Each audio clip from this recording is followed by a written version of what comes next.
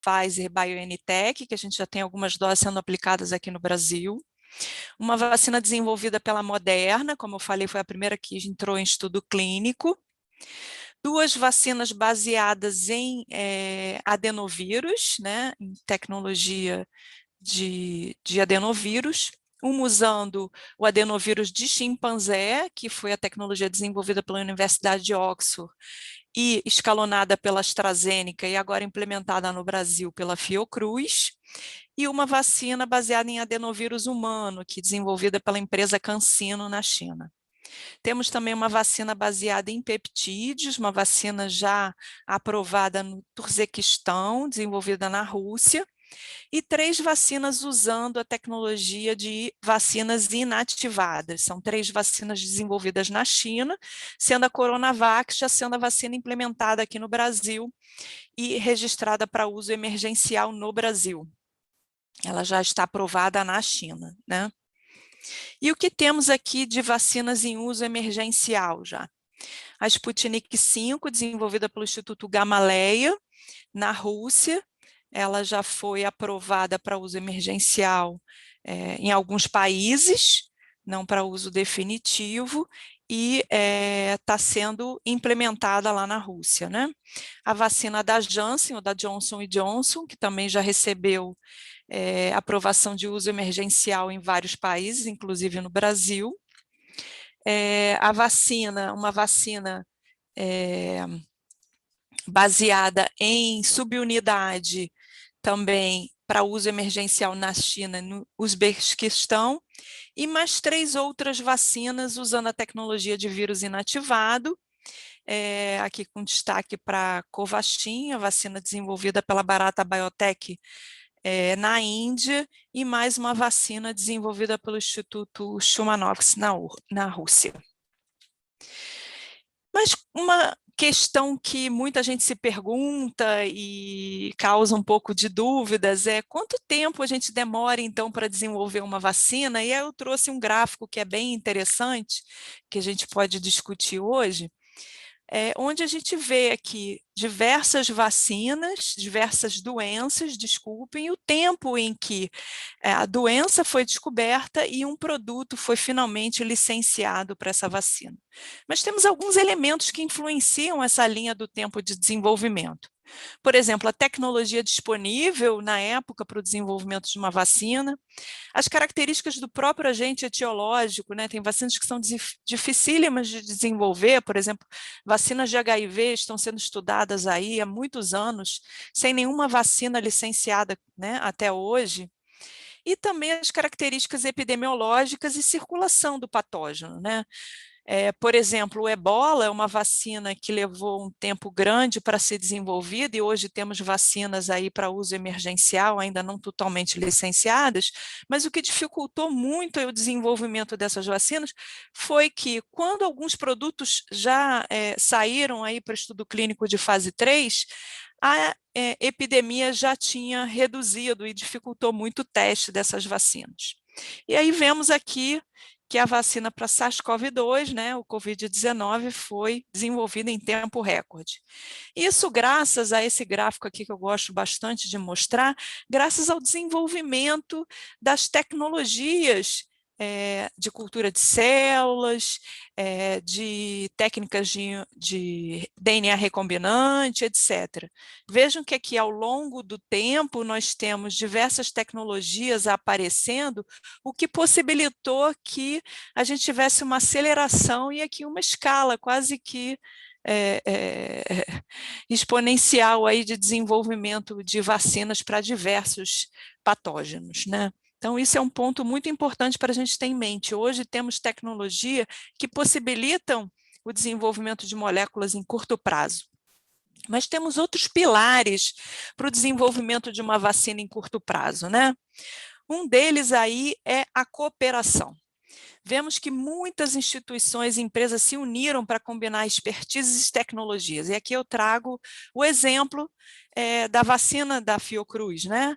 A vacina, a molécula, né, o adenovírus, ele foi desenvolvido pela Universidade de Oxford, mas a Universidade de Oxford não tinha capacidade industrial para a produção dessa vacina. Então, ela licenciou essa vacina para a empresa AstraZeneca, que hoje usa diversos CMOs, que a gente chama, que são prestadoras de serviços de produção em grande escala, para ter capacidade mundial de atendimento, né, de produção e de atendimento dessa vacina. E a Fiocruz e, por exemplo, o Instituto Serum da Índia tem capacidade de produção nacional e conhecimento técnico para receber a tecnologia. Mas podemos ver aqui também outros exemplos de cooperações que aceleraram aí o desenvolvimento de algumas vacinas aí que já foram implementadas. Outro pilar importantíssimo é o investimento financeiro, né? A partir da emergência mundial, apareceram muitas oportunidades de financiamento e apoio de instituições aceleradoras de desenvolvimento de vacinas. Vemos aqui assim, os montantes utilizados e recebidos por diversas empresas, recebidos doados, né? Muitos doados, outros implementados pelo próprio governo do local e alguns investimentos privados, né? Vemos aí que a AstraZeneca recebeu em torno de 8,19 bilhões de libras, né? É um investimento bastante expressivo para se atingir os seus objetivos, né? Então, sem investimento financeiro, a gente também não consegue acelerar o desenvolvimento. E eu não poderia deixar de citar o COVAX. O COVAX é uma coalizão aí da OMS com o CEP, o Gavi e o ACT Accelerator, que tem como objetivo aí fornecer 2 bilhões de doses de vacinas pré-qualificadas pela OMS. Então, vacinas pré-qualificadas pela OMS já são aquelas vacinas que passaram por uma avaliação bem detalhada de todos os seus resultados, né? Então, elas já podem ser implementadas em diversos países. Essas vacinas serão oferecidas igualmente para os países que entrarem nessa coalizão, né? E aí em torno de 90 países entraram nessa coalizão.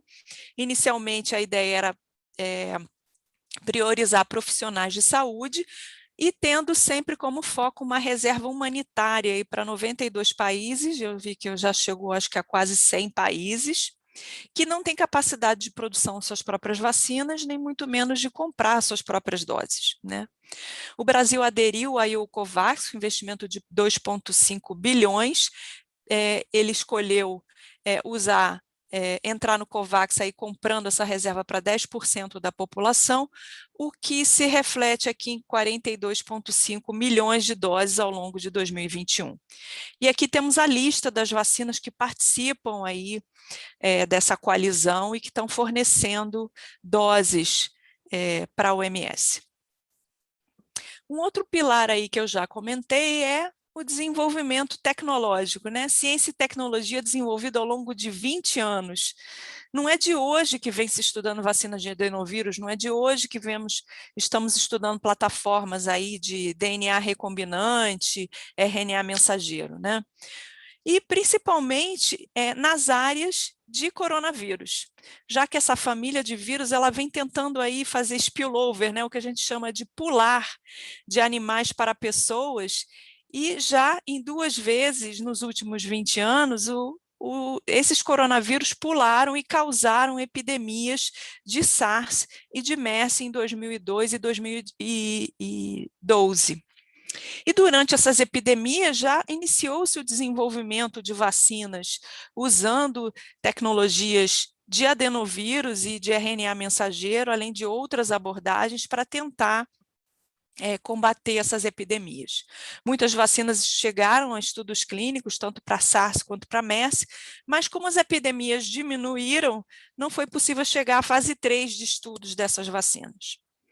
E aí a gente tem um destaque aí para essas tecnologias que a gente chama de inovadoras, apesar de estarem sendo estudadas aí 20 anos, são tecnologias mais recentes, tecnologias de adenovírus, principalmente de RNA mensageiros, além de vacinas sintéticas. Essas tecnologias elas têm como uma característica você conseguir desenvolver moléculas em curto prazo, porque você usa tecnologia, biotecnologia para o desenvolvimento dessas moléculas, né?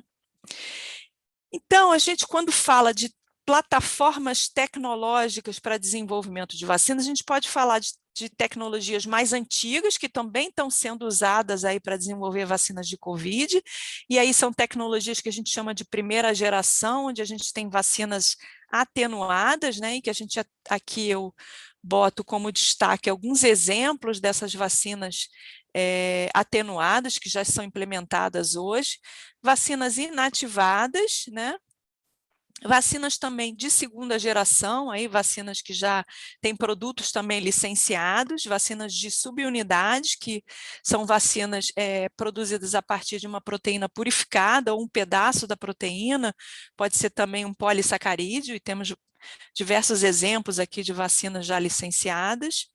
Vacinas também usando a tecnologia de VLP, que é uma, digamos, uma partícula viral, imitando uma partícula viral, mas sem o seu genoma, né, viral no seu interior dessa partícula, e temos aqui como exemplo a vacina de HPV, que já está no mercado há bastante tempo, e as plataformas que a gente chama de inovadoras ou de terceira geração, que são as vacinas de vetor viral, que já foram usadas, e temos vacinas implementadas para a ebola, e vacinas que agora estão sendo licenciadas para a Covid-19. Então, aqui falando um pouquinho das vacinas de primeira geração, a vacina inativada, então é uma vacina onde você cultiva o vírus em cultura de célula, né, o vírus selvagem, né, então não é todo laboratório que tem capacidade e biossegurança suficiente para produzir esse vírus em grande escala. E depois que esse vírus ele é produzido em culturas de célula, então você usa agentes químicos ou físicos para inativar esse vírus, dando segurança agora a essa vacina. Essa vacina, então, depois do indivíduo vacinado, ela é apresentada, esse antígeno, então, ele é processado e apresentado para células apresentadoras de antígenos que processam esse vírus inativado e apresentam esses peptídeos, gerando uma resposta imune. Eu trouxe aqui também esses cards que me enviaram muito recentemente, são cards muito interessantes, eu deixo aqui o link para quem tiver interesse. Esses cards eles estão sendo atualizados constantemente, e eles estão sendo disponibilizados em diversas línguas. Eles são interessantes porque eles mostram aqui a tecnologia, o valor da vacina, como que essa vacina foi desenvolvida e a sua eficácia, né? Aqui eficácia no caso, aqui nós temos as vacinas, exemplos de vacinas já implementadas, de vacinas inativadas, a Sinovac, que já está no Brasil, a da Barata Biotech, que eu comentei com vocês, e da Sinopharm, que é outra vacina desenvolvida na China. Vemos que a eficácia da Sinovac é de 100% para casos severos, e aí chegando a 86% para casos sintomáticos, né? Aqui também mostra nesses cards o número de doses e também a temperatura de estocagem, né? Temos aí vacinas, então, de segunda geração, como eu comentei, vacinas baseadas em proteínas. Aqui a gente tem um exemplo da Novavax, que usa uma partícula, uma nanopartícula lipídica, onde as proteínas da proteína S recombinante do SARS-CoV-2, ela fica aqui embebida, digamos, nessa nanopartícula e é apresentada, então, para o sistema imune dessa forma.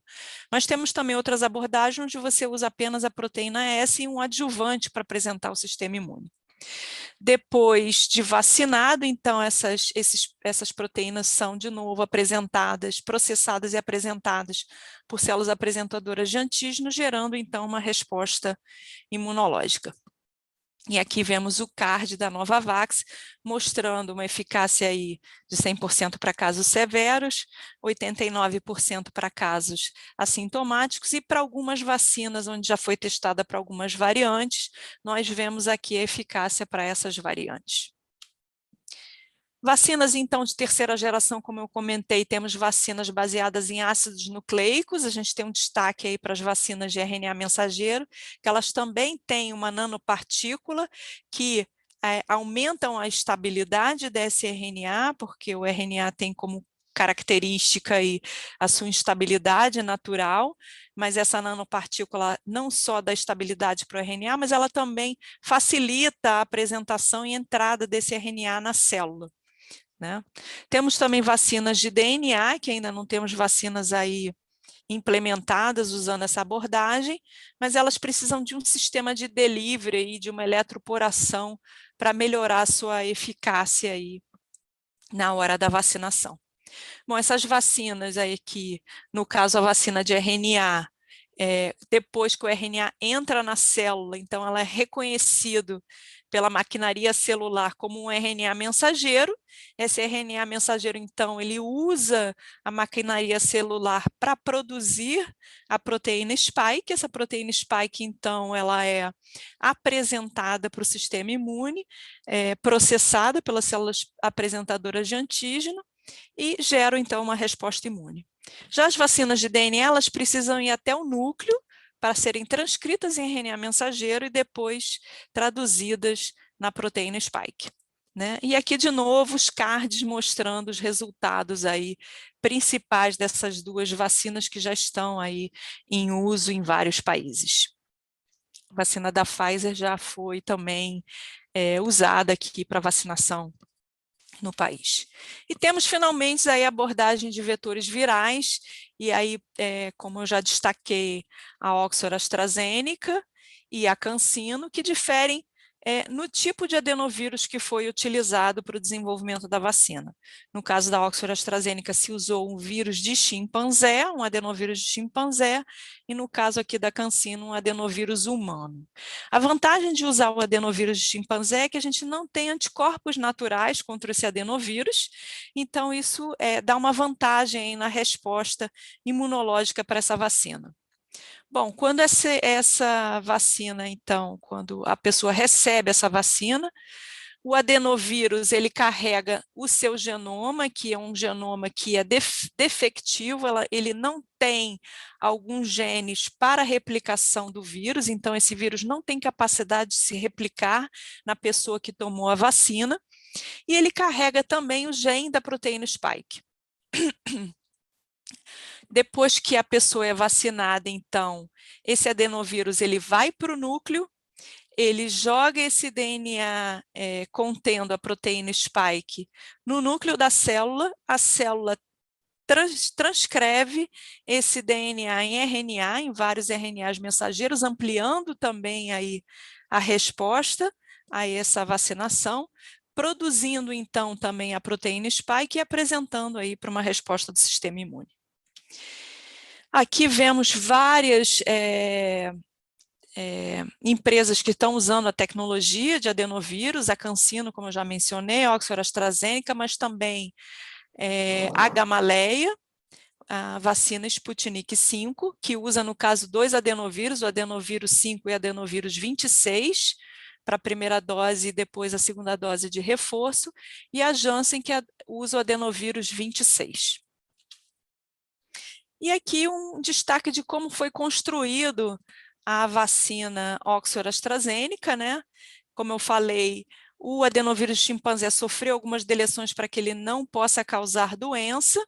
Ao mesmo tempo, o genoma da proteína, o genoma do SARS-CoV-2 foi, a proteína spike foi fracionada e combinada com o genoma do adenovírus, criando esse adenovírus recombinante. Então, como eu falei, esse adenovírus ele não tem capacidade de se replicar no indivíduo vacinado, mas ele cria uma resposta imunológica contra a proteína spike, que é o principal antígeno do SARS-CoV-2. E o que a gente tem aí de vacinas aí em uso e sendo estudadas, né? A gente pode ver que a maioria das vacinas que estão sendo estudadas estão sendo testadas aí nas diversas fases de estudo, são vacinas de segunda e terceira geração, justamente por essa característica que eu falei, que elas são mais fáceis de você desenvolver antígenos. Né? De primeira geração aí temos vacinas atenuadas, vacinas inativadas, esse é o número de vacinas em estudos. De segunda geração, o grande destaque aqui são as proteínas de subunidade, onde temos 123 produtos em estudos, e de terceira geração aqui, 83 produtos aí baseados em vetor viral, não só de adenovírus, mas outros vetores virais também, e vacinas baseadas em ácidos nucleicos, 98 produtos em estudos. E aqui a gente pode ver esse mesmo dado desenvolvido, distribuído por fases clínicas, né? As vacinas que estão ainda em pesquisa, vacinas que já estão em estudos pré-clínicos, em estudos clínicos iniciais, em estudos clínicos mais adiantados, pré-registro, uso emergencial e vacinas já registradas aqui, divididos por tecnologias. E vemos aqui agora quais tecnologias estão distribuídas aí, sendo estudadas ao longo do mundo. Vemos aqui que na África, as vacinas principais que estão sendo estudadas são de vetor viral. Vemos que na América do Norte temos diversas abordagens em estudos, da mesma forma na Europa. E na América do Sul, no Brasil, principalmente, também temos diversas vacinas de tecnologias diferentes sendo estudadas e implementadas. Outro pilar para o desenvolvimento de vacinas a curto prazo é o que a gente chama de desenvolvimento acelerado ou fast track. E muitas pessoas se perguntam se a gente pulou fases durante o desenvolvimento. E aqui nesse gráfico a gente pode ver na parte de cima, um desenvolvimento clássico, onde a gente começa aí os estudos numa fase pré-clínica, depois a gente vai para estudos clínicos de fase 1, 2, 3 e finalmente o registro, onde todas essas fases são feitas de maneira par e passo. Você estuda o resultado, pede autorização à agência regulatória para passar para outra fase e assim sucessivamente. No caso aqui, como a gente não tinha tempo e a gente precisava acelerar o desenvolvimento para chegar o mais rápido possível e conter a pandemia, muitas dessas fases elas foram paralelizadas.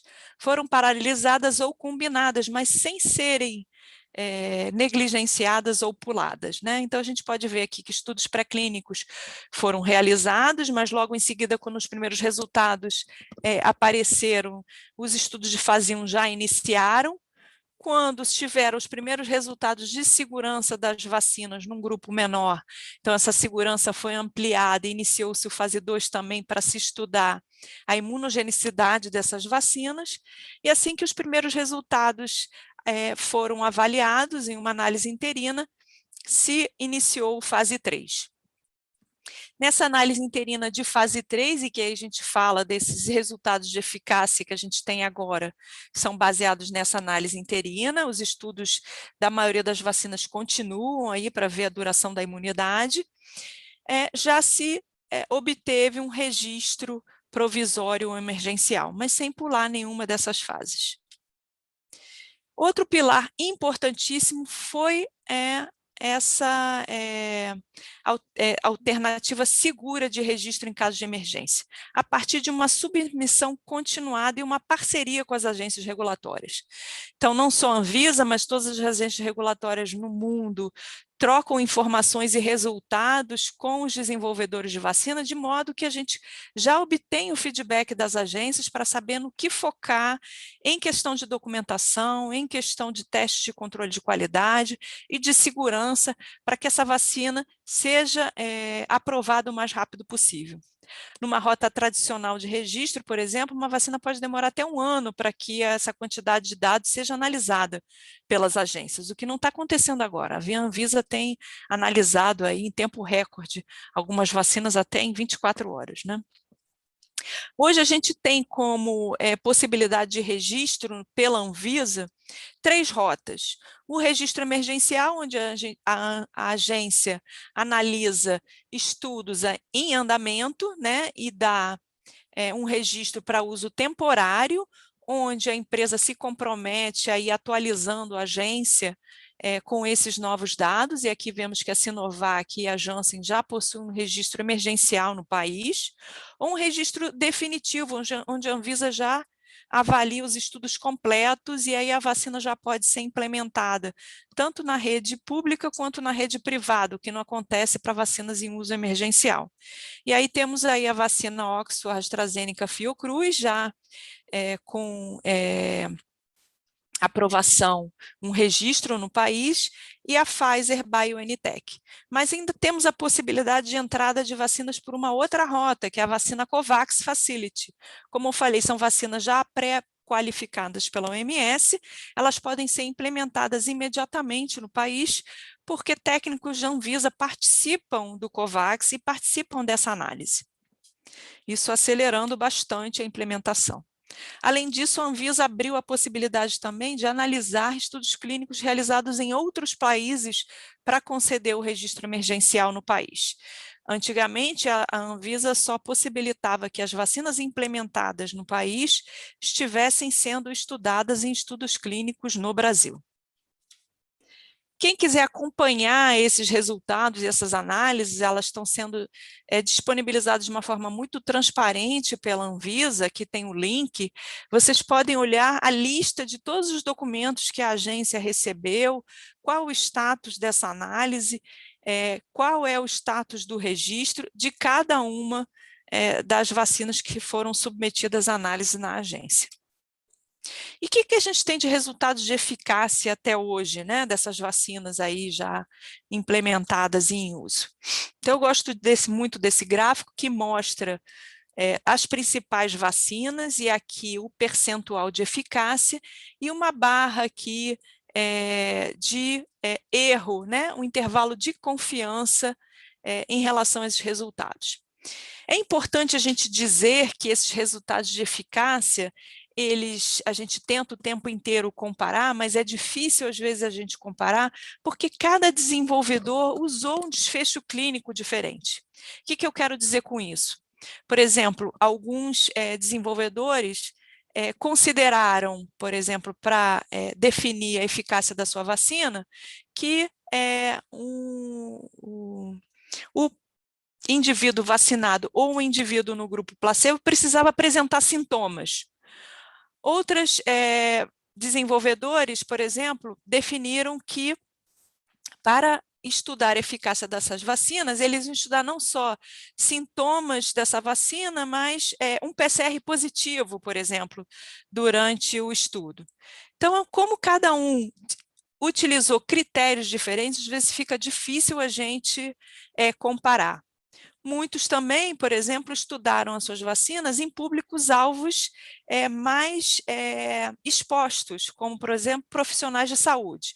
Alguns estudaram profissionais de saúde de qualquer área, outros estudaram profissionais de saúde na linha de frente, e isso pode dar percentuais de eficácias diferentes para cada uma dessas vacinas. Mas vemos aqui que a OMS tinha estabelecido assim como um mínimo de eficácia 50%, e vemos aqui que a Sinovac e a Novavax estão dentro desse intervalo de confiança, no caso aí a Novavax, quando a gente está falando aí dos estudos na África, onde tem aquela cepa, aquela variante de preocupação circulando. E a gente tem correlatos de proteção já definidos para as vacinas de Covid? Essa é uma outra pergunta que todo mundo se faz, porque para estudar vacina o ideal é a gente dizer, se a gente tem um título de anticorpo neutralizante XY, a gente sabe que essa pessoa vai ficar protegida. Se ela tiver um IgG positivo, a gente saberia que essa pessoa estaria protegida. Hoje a gente não pode dizer que a gente tem um correlato de proteção definido, mas nesse artigo se fez uma análise muito interessante aqui, onde a gente vê a eficácia da vacina versus títulos de anticorpos neutralizantes ou versus os títulos de IgG contra a proteína spike. E a gente vê uma correlação quase que linear entre eficácia e título de anticorpo neutralizante. Mas a gente tem que chamar aqui a atenção que eficácia não é efetividade. Efetividade é o impacto real da vacina na população. Quando a gente mede aí o quanto uma vacina consegue reduzir o número de casos de uma doença na vida real. E a gente ainda não sabe a efetividade das vacinas, a gente sabe a eficácia dentro de um estudo clínico, mas a gente não sabe a efetividade. O que pode acontecer aí é que as pessoas, como eu falei, que testaram a vacina no fase 3, não representem a população total, né? Seja de uma forma ideal, onde essa vacina vai ser aplicada. Então, esses resultados, esses estudos de efetividade ainda estão aí por vir. Mas a gente tem algumas pistas, né, dessa efetividade, aí eu gosto de trazer o caso aí de Israel, que já chegou aí a um percentual bem alto de vacinação da população, e nesse gráfico a gente vê o número de casos de fatalidades por Covid-19 em países que têm medidas restritivas aí de circulação das pessoas, ou países que já abriram aí suas medidas restritivas, e vemos que na maioria dos países a gente tem número de casos já aumentando. Aqui o Chile, que diminuiu suas medidas restritivas, também tem casos aumentando, e dos países que têm número de casos diminuindo, Israel se destaca por não ter medidas mais restritivas de circulação da sua população tão críticas, e uma redução aí na sua fatalidade, por Covid-19. E a gente espera aí que em breve a gente veja esse mapa aí do Brasil ficando mais verdinho em relação à circulação do vírus. E o que está ocorrendo de implementação, então, no Brasil? E aí, graças às ações do Butantan e da Fiocruz, nós temos 2 vacinas implementadas no Brasil, e temos já 37 milhões de pessoas já vacinadas com pelo menos uma dose. É um número bastante expressivo, mas a gente vê que isso só representa aí 17,7% da população tomou a primeira dose, 8,2% tomou a segunda, e a gente ainda precisa aí ampliar bastante e acelerar essa vacinação para que a gente veja medidas de efetividade, resultados de efetividade em relação a essas vacinas. Em relação a números, vemos que a maioria das vacinas, já que o Butantan conseguiu trazer a vacina mais rapidamente para o Brasil, 71% dessas pessoas vacinadas, quase 72%, foram vacinadas com a Coronavac, 30% com a AstraZeneca, e aí temos agora um percentual pequeno, 0,4%, vacinados com a Pfizer-BioNTech. E aqui a gente vê um mapa de doses administradas no mundo. Vemos que já temos 1,2 bilhões de doses administradas, mas vemos que não temos uma equidade de distribuição dessas doses. Esse é um ponto muito importante, a gente precisa melhorar a equidade, porque se a gente não tiver todo mundo protegido, o vírus vai continuar circulando, né? E aí, quais foram as ações aí para trazer a vacina Oxford AstraZeneca da Fiocruz, né? A Fiocruz, logo que começou aí a pandemia, ela estabeleceu diversas ações, né? Mas especificamente para vacinas, a busca foi principalmente de parcerias de curto prazo, de maneira que a gente pudesse trazer aí vacinas candidatas a partir de um contrato de transferência de tecnologia e promover um rápido acesso à população a essas vacinas, né? Então a gente estabeleceu e abriu aí conversa com diversas empresas, cerca de 23 empresas contactadas, muitas reuniões da Fiocruz junto com o Ministério da Saúde, muitos contratos de confidencialidade assinados, e nós exploramos diversas abordagens para trazer vacinas para o Brasil, né? Como resultados desse trabalho de prospecção, nós tivemos aí um acordo de encomenda tecnológica, garantindo aí o escalonamento e a produção de 100,4 milhões de doses a partir de IFA, e uma transferência de tecnologia completa da IFA, trazendo aí a nossa independência nacional. Mas também trouxemos diversas iniciativas internas de desenvolvimento e contratos de co-desenvolvimento que ainda estão aí em fases pré-clínicas. Então, quais foram os fatores críticos de decisão aí pela Oxford AstraZeneca? Uma plataforma de produção já existente em biomanguinhos, que trouxesse, então, uma autossuficiência de produção e uma plataforma tecnológica substanciada por resultados. Então, tínhamos aí, na época, os resultados da vacina desenvolvida para a MERS, estudada em humanos, em estudos clínicos de fase 1, também resultados em primatas não humanos, com bons resultados em estudos de desafio. Era uma vacina vetorizada por adenovírus, mas que também tinha sido estudada para outros alvos, e a vacina de Covid, na época, ela já tinha sido estudada em camundongos, macacos e outros modelos animais, mostrando aí uma resposta TH1 predominante e uma proteção robusta aí a partir de um desafio com 2 doses da vacina. Tínhamos também os primeiros resultados de estudos clínicos de fase 1, 2, onde os indivíduos que foram vacinados com 2 doses apresentavam, 100% deles, anticorpos neutralizantes.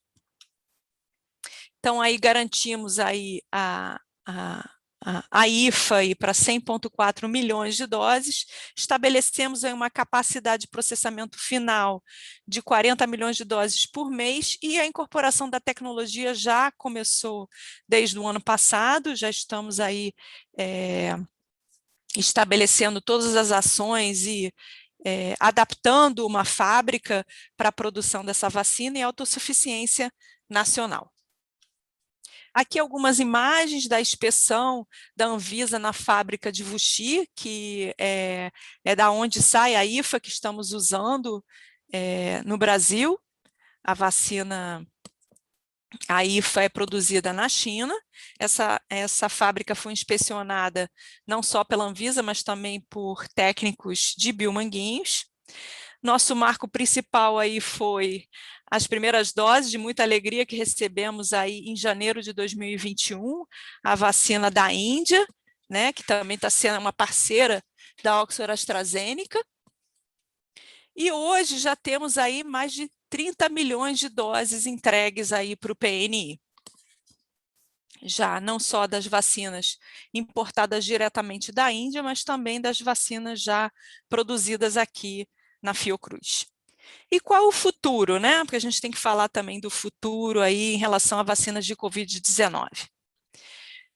E aí, para falar de futuro, é muito importante a gente chamar a atenção das variantes de preocupação, né, ou as VOCs. Essas variantes de preocupação, elas têm uma evidência de impacto não só no diagnóstico, mas no tratamento aí com monoclonais e nas vacinas. Elas interferem aí nos alvos diagnósticos, uma evidência de redução significativa na neutralização por anticorpos gerados durante a infecção ou na vacinação, e uma evidência aí na redução de proteção induzida para algumas doenças graves, né? Elas têm uma maior transmissibilidade e aumento aí na gravidade da doença. E o que é importante a gente falar nesse ponto, né? O SARS-CoV-2 é um vírus de RNA. Vírus de RNA normalmente cometem um erro a cada 10 mil ou 1.000 bases copiadas durante a infecção de uma célula, né?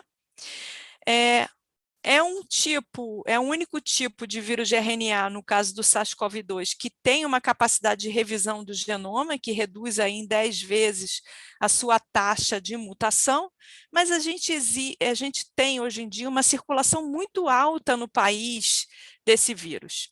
Essa circulação muito alta no país promove com que esse vírus consiga aí gerar muitas variações do seu genoma. Então, a gente tem mundialmente aí detectada quase 1.000 variantes, não todas elas variantes de preocupação, e no Brasil circulam em torno de 60 a 100 variantes no país inteiro, e aqui vemos os dados da Fiocruz de vigilância dessas variantes. Então, é importante a gente se vacinar, mas é importante a gente continuar se cuidando para reduzir a circulação desse vírus, porque muitas dessas vacinas reduzem a gravidade da doença, mas não impedem com que a gente fique doente e possa transmitir esse vírus. E isso impacta diretamente, essas variantes impactam diretamente na eficácia de algumas vacinas, e aqui tem um quadrinho resumindo, mostrando que a variante africana é a variante de maior preocupação. Essa redução aqui ela é medida principalmente por anticorpos neutralizantes, mas a gente pode dizer que a gente tem outros braços da resposta imune, a resposta, por exemplo, celular, e uma investigação preliminar sugere aí a boa notícia que uma resposta de células T ela continua preservada contra essas variantes. E quais são as lacunas, então, ainda do desenvolvimento de vacinas? Primeiro, a gente avaliar a duração da imunidade, né? Quanto tempo a gente vai ter que se revacinar? A gente vai ter que se revacinar ou algumas vacinas podem ter uma duração maior? Dados de segurança e eficácia em crianças e adolescentes que ainda estão sendo estudados, segurança em gestantes, coadministração com outras vacinas do calendário, otimizar aí as formulações para trazer maior estabilidade às vacinas, principalmente vacinas de ácidos nucleicos, otimização da eficácia e proteção, né, melhorar essa eficácia. Vamos precisar de mais uma dose para, por exemplo, vacinas com eficácia mais baixa? O Butantan já tem falado um pouco disso, então talvez a gente precise de mais uma dose aí para vacinas inativadas. Novas apresentações e talvez novas vias de vacinação.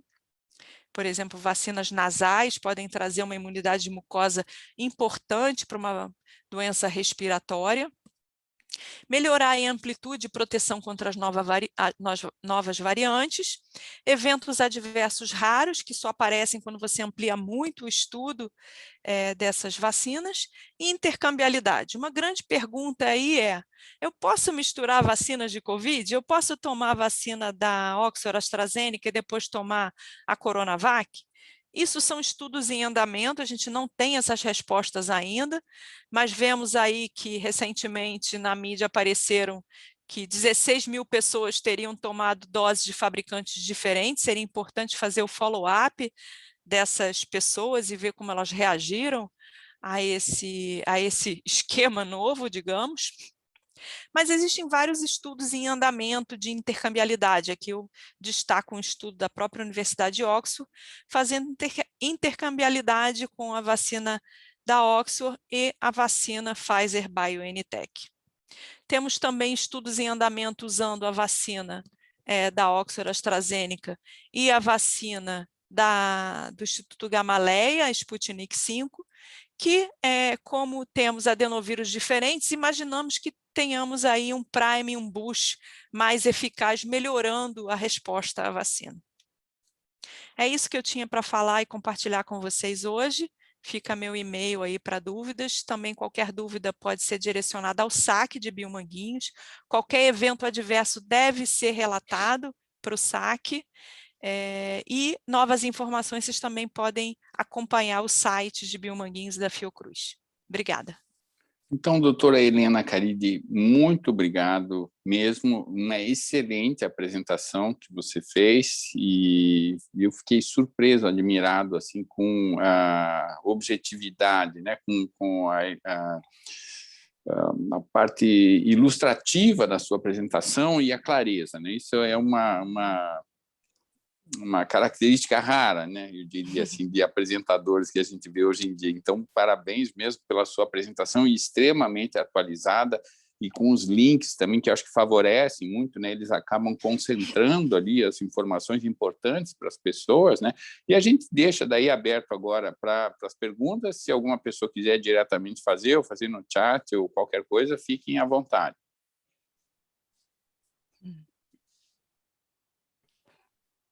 O pessoal está tímido ainda. Mas se tivesse aqui em Curitiba, na minha cidade, eu falaria pelo caso do frio ainda, né, que não é muita novidade, né, em torno de 11, 12 graus, mas como tem gente do Rio e tal, então eu não acredito. Para Carioca, a gente está frio também aqui hoje. Também, eu acredito. Mas vamos lá, então. Existe a Amanda. Amanda já levantou a mão aí. A Amanda é salvadora, número 1 sempre. Boa noite, Helena. Tudo bem, Amanda? Tudo bem? Excelente aula. Muito obrigada. Queria te fazer algumas perguntas, assim, em relação às diferentes tecnologias de vacinas, né, que estão surgindo. A gente tem alguma expectativa ou algum relato já de diferentes perfis de reações imediatas assim, à vacina? Eu digo assim, febre, dor local, mialgia, nos dias seguintes. É esperado que, pela diferente tecnologia da vacina, isso aconteça pelas diferentes tecnologias, ou isso é mais uma resposta do indivíduo mesmo? Olha, Amanda, eu acho que tem os dois. Tem uma resposta do indivíduo e tem uma questão relacionada à vacina também. Por exemplo, vou dar o exemplo aí da vacina inativada e da vacina de adenovírus. Vemos que a vacina inativada do Butantan, Coronavac, ela é bem menos reatogênica, enquanto a vacina Oxford AstraZeneca ela é bem mais reatogênica. E aí eu considero que isso está sim relacionado com a tecnologia. No caso, o adenovírus, ele entra na célula, ele coloca o seu genoma de DNA no núcleo da célula, a célula responde a essa, digamos, a invasão, como se fosse uma infecção de um adenovírus, gerando uma resposta, por exemplo, de interferon, que é bem caracterizada aí nas vacinas de adenovírus. Essa resposta de interferon dá essas reações desagradáveis de febre, dor no corpo, mialgia, artralgia, mas é uma resposta, digamos, chata, mas positiva, porque a gente sabe que essa resposta imunológica, ela ajuda aí na resposta celular, na apresentação do antígeno e na resposta imunológica contra aquele alvo, né? Já a vacina inativada, ela não replica e ela também não faz nenhum ciclo replicativo dentro da célula, como a vacina de adenovírus, onde o DNA é transcrito em RNA, o RNA ele é amplificado, né, por essa transcrição, ele é traduzido em proteínas que são apresentadas para o sistema imune. No caso da vacina inativada, é aquela partícula viral que está ali, ela vai ser apresentada para o sistema imune e depois ela será degradada, sem ter nenhum ciclo de replicação. Uhum. Da mesma forma, as vacinas de RNA, né? Quando a vacina de RNA entra na célula, ela é reconhecida pelo sistema celular até como uma ameaça, porque todo RNA que vem de fora da célula é visto como uma invasão, é diferente do RNA que vem de dentro do núcleo, e isso provoca uma resposta maior, até porque esse RNA está ali replicando. Então, acho que tem também um pouquinho aí do componente individual, porque algumas pessoas têm uma reação maior, outras pessoas têm uma reação menor a ambas as abordagens. Legal, obrigada. Muito clara a resposta. Vou aproveitar e fazer outra, se ninguém quiser falar. Em relação ao que você falou da inexistência de correlato de soroproteção, tem sido usado nos estudos clínicos a própria infecção, né? Como se a pessoa pega ou não pega, e por isso também os estudos em lugares em que ainda está tendo uma quantidade alta assim, de infecções, né? E me surpreendeu, eu nunca tinha visto, né? Mas no meio da pandemia todo mundo foi tentar entender um pouco de vacina, um pouco de vírus, né? O que me surpreendeu alguns tipos de estudos que eles chamam de desafio, né? Que tem um site que recruta voluntários. Como é que funciona exatamente isso? Isso é uma coisa antiga, é uma coisa que veio dessa pandemia?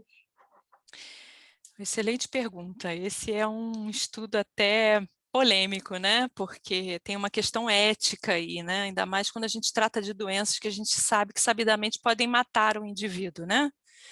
Mas esse estudo desafio já é uma coisa antiga, não é uma coisa nova.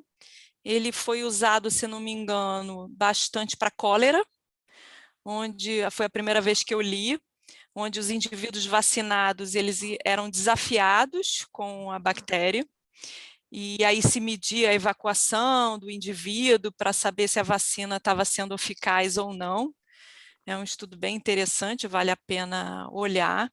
E depois, na época que a gente estava desenvolvendo uma vacina inativada com a GSK, para a dengue, a gente discutiu bastante a possibilidade de usar esse estudo de desafio, porque o Instituto Walter Reed, nos Estados Unidos, já estava se planejando para fazer esse estudo de desafios em humanos, porque dengue, então, é uma complicação só, porque são 4 sorotipos, então você avaliar a eficácia de uma vacina para dengue, onde você tem 4 sorotipos e você tem que ter os 4 antígenos, e às vezes a pessoa responde diferentemente para esses 4 antígenos, talvez um estudo de desafio fosse bastante esclarecedor e aceleraria bastante o desenvolvimento clínico.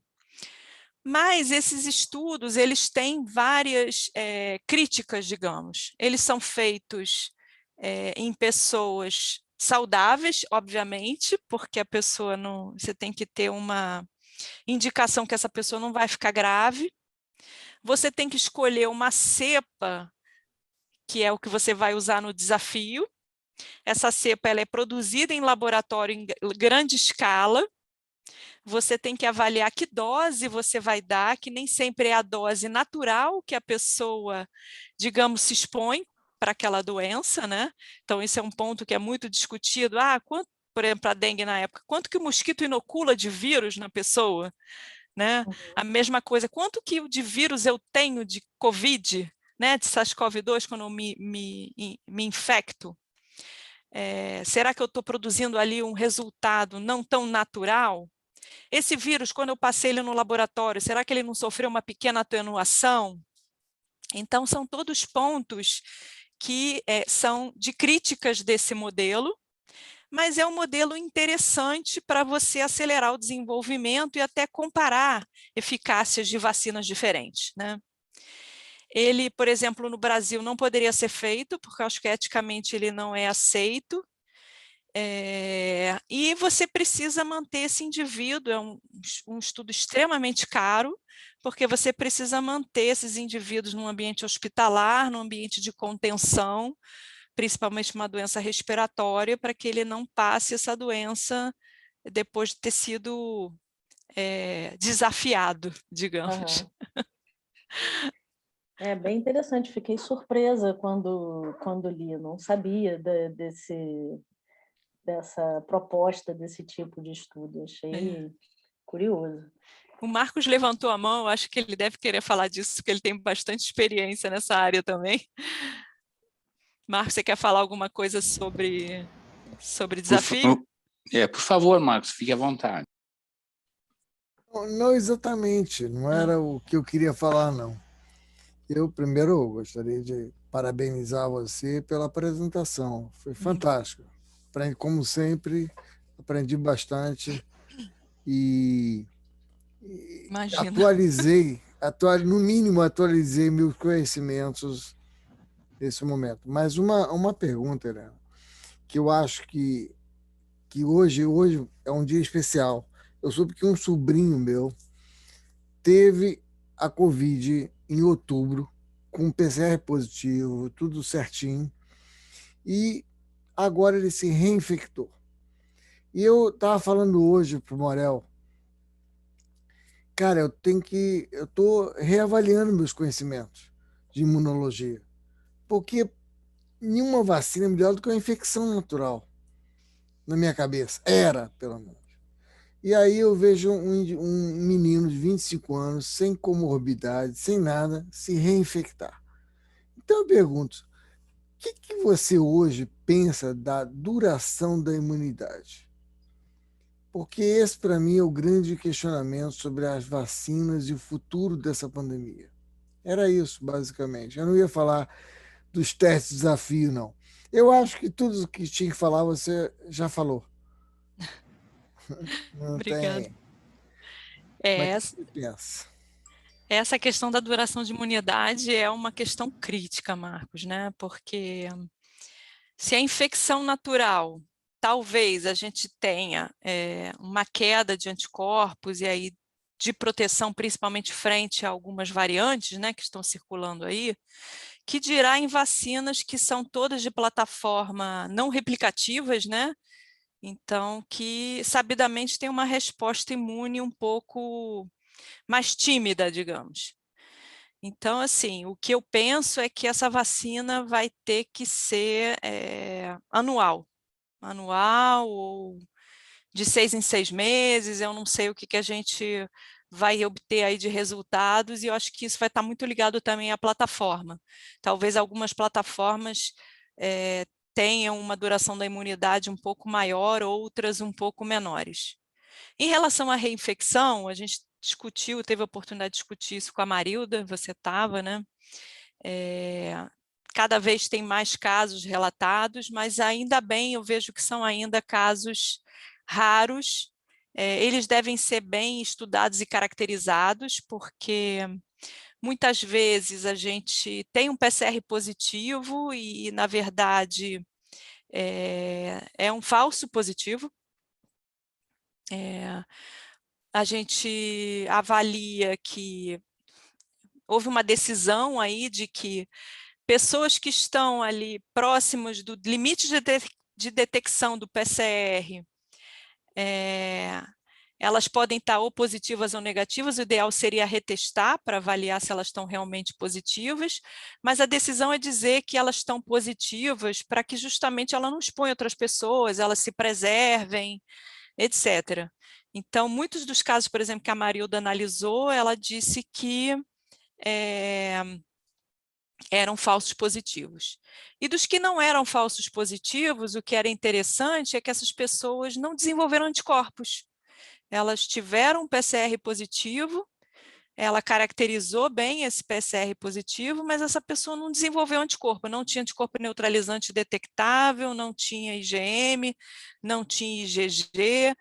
Então, eu acho que na hora da gente falar de reinfecção, é importante a gente ver o quadro completo.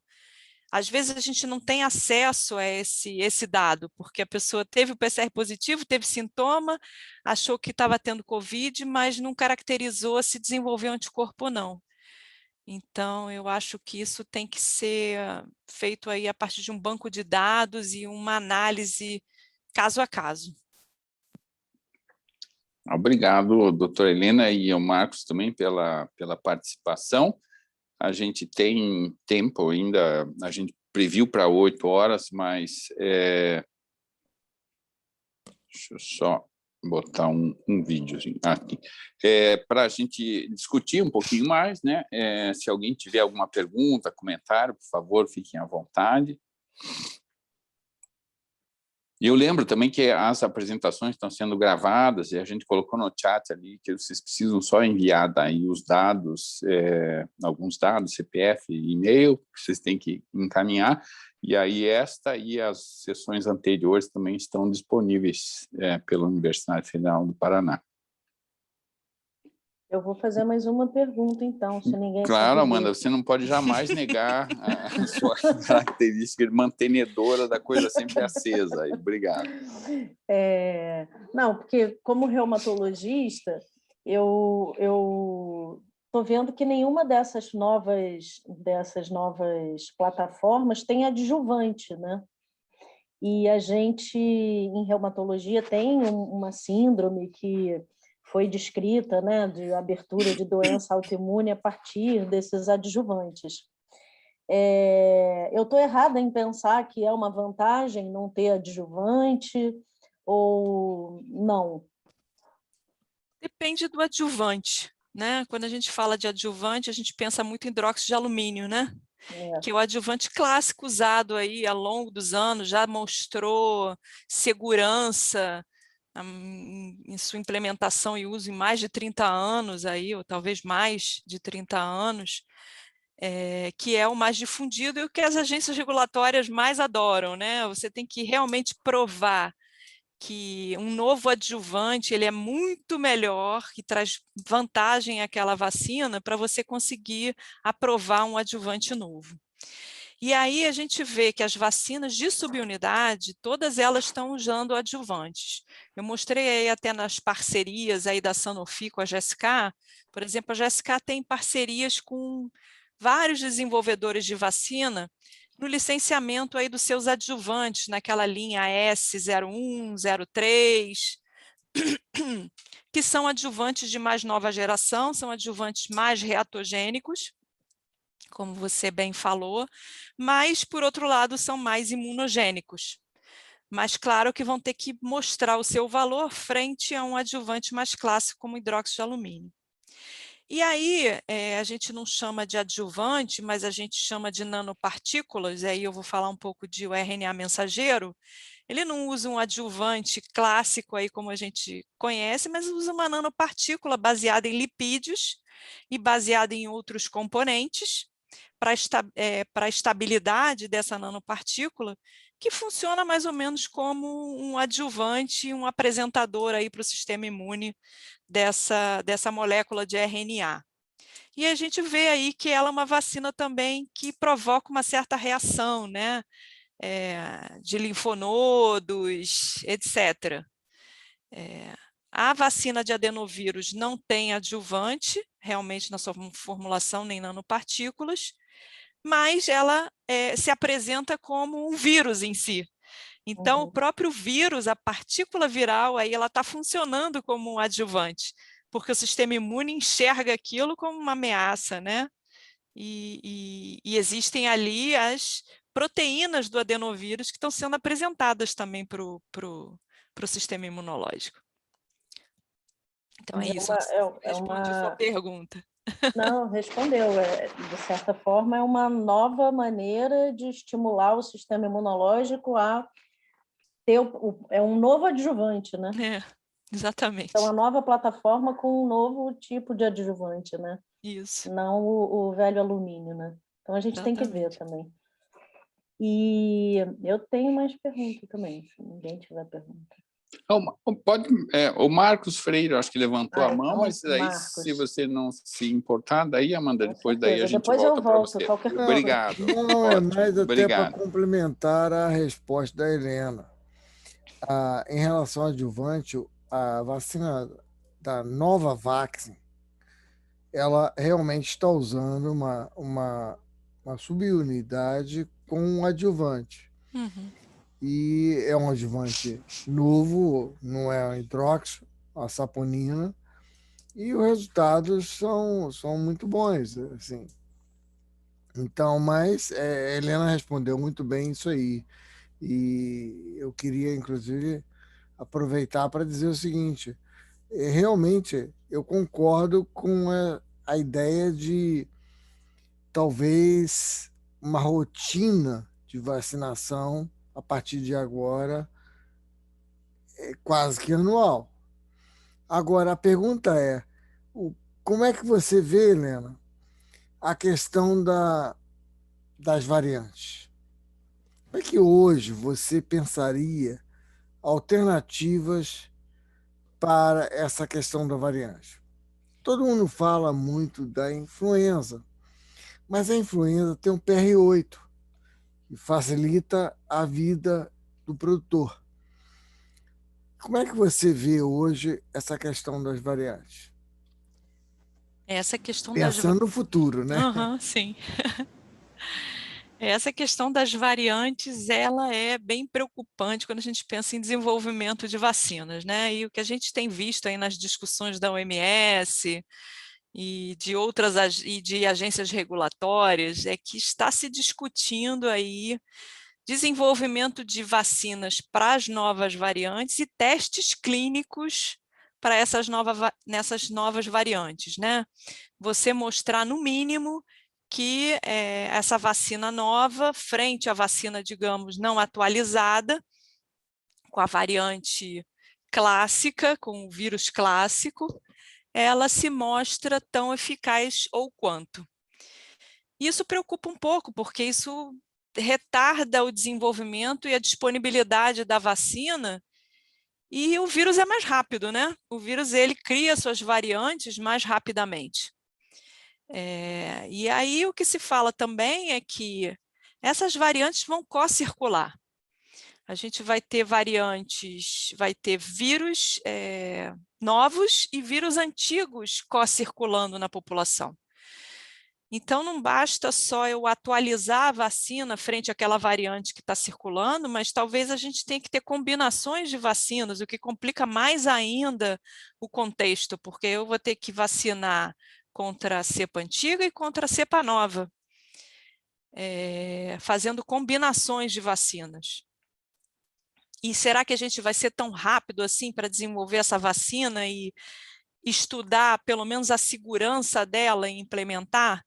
Então, acho que isso são lacunas aí de discussão com agências regulatórias para que a gente consiga trazer essas novas, digamos, essas atualizações de vacinas o mais rápido possível, né? Frente a essa circulação.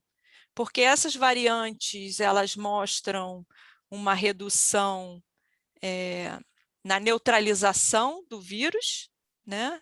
Então, as pessoas que foram vacinadas ou infectadas, elas neutralizam menos os vírus, ainda neutralizam, mas alguns resultados de estudos clínicos em locais onde as variantes estão circulando preocupam, né? Porque aí já é um resultado de eficácia. Por exemplo, a Oxford AstraZeneca na África do Sul mostrou uma eficácia de 10% só. E aí traz essa preocupação de a gente ter que atualizar essa vacina e talvez vacinar não só com a vacina atualizada, mas com a vacina antiga também. Enfim, é uma discussão ainda em aberto.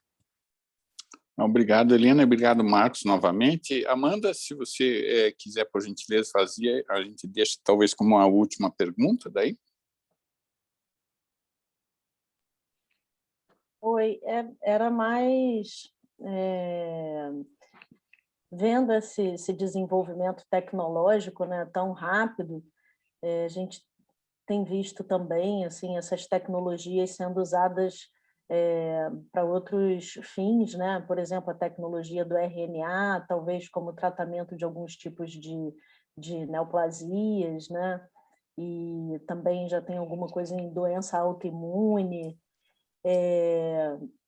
Eu não sei, eu queria, na verdade, ouvir um comentário seu, assim, porque eu me sinto realmente diante de uma nova era, sabe? Um momento biotecnológico de um salto muito grande, não só em vacina, não que esse só seja de pouco, né? Porque, afinal de contas, é o essencial nesse momento, né?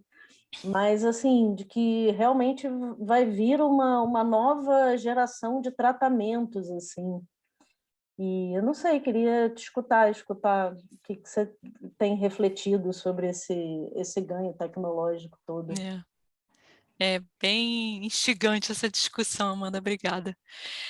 Tanto vacinas de RNA, vacinas, né? A abordagem de RNA, DNA e adenovírus já vem sendo usadas para tratamentos, e tratamentos às vezes individualizados, né? Tratamentos de câncer, tem já produtos para tratamento de carcinoma de pescoço, eu não mostrei aqui porque era um outro slide muito longo, e eu já estava com um monte de slide, mas já tem um produto licenciado na China para tratamento de carcinoma, usando a plataforma de adenovírus.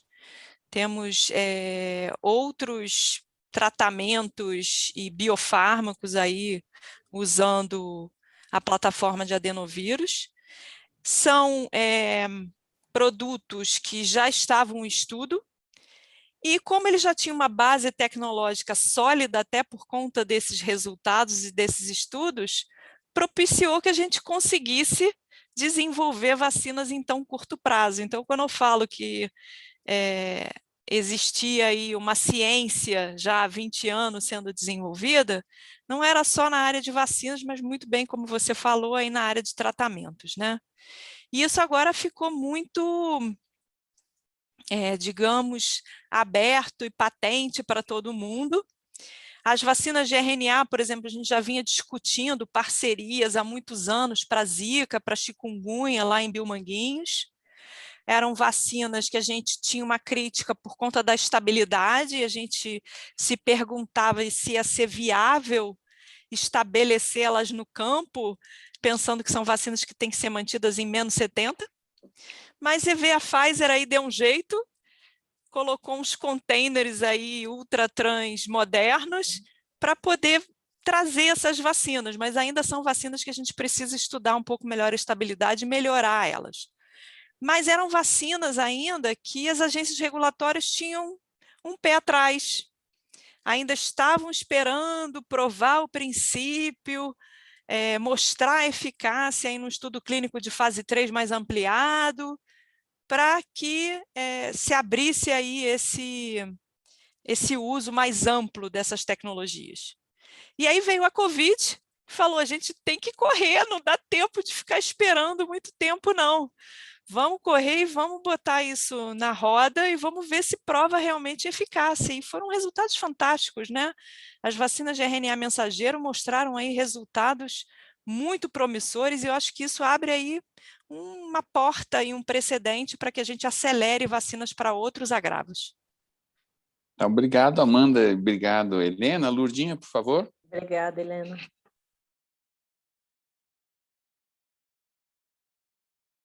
Minha conexão hoje está péssima.